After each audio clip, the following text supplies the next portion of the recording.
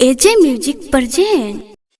आप सुन रहे हैं एजे एंटरटेनमेंट की धमाकेदार कंचन जान लेगा का डीजे कंचन राज हाजीपुर वैशाली।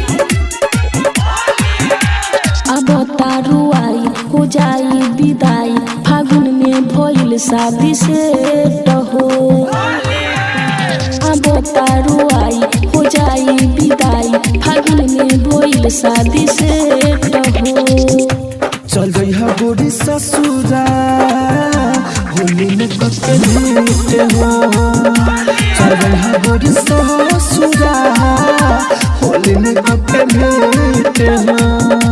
करे जा बाय एजे रिकॉर्डिंग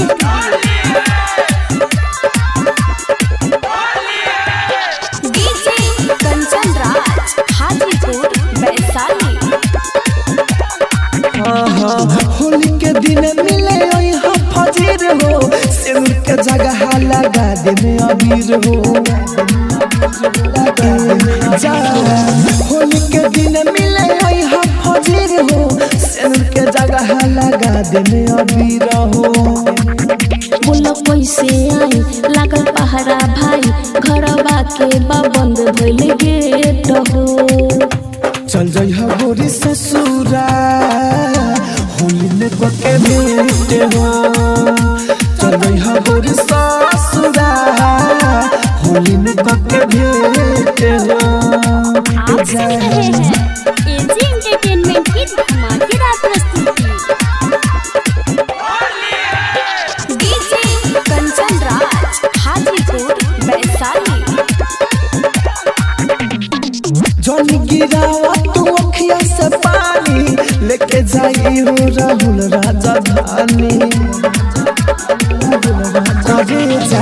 जौन गिरावा तू अखिया से पानी, लेके जाई हो राहुल राजधानी।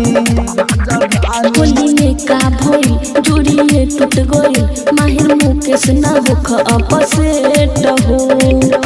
चल जइहा गोरी ससुरा होली में कके भेंट हो।